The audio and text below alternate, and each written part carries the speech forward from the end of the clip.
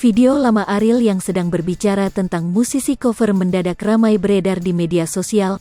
Pembicaraan Ariel itu kembali viral setelah sebelumnya sempat ramai Triswaka dan Zinedine Zidane yang dinilai melecehkan Andika Kangen Band saat mengcover lagu milik Kangen Band. Dalam versi lengkap yang merupakan bagian dari konten YouTube Dunia Manji, Ariel memberi tanggapan tentang banyaknya musisi cover saat ini.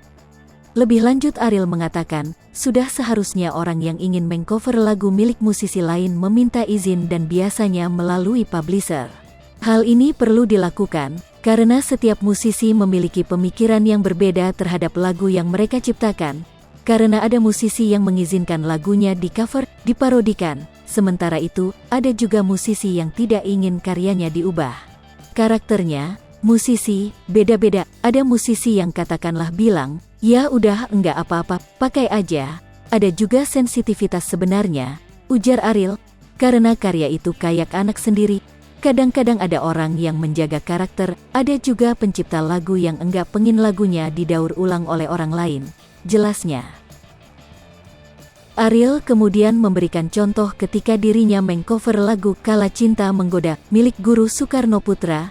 Adanya bagian yang mirip sinden dengan bahasa Jawa, sementara Ariel tidak bisa, karena itu dia meminta izin pada guru untuk mengubah sedikit bagian tersebut. Setelah menghubungi guru dan diizinkan, akhirnya Ariel membuat sedikit perubahan di bagian tengah lagu. Dari contoh tersebut Ariel mengingatkan lagi pentingnya meminta izin sebelum mengcover lagu karya orang lain. Intinya, sang pencipta lagu itu punya hak dan dia perlu tahu lagu ciptaan dia mau dibikin kayak gimana. Itu pentingnya minta izin dulu kayak begitu, imbuh Ariel.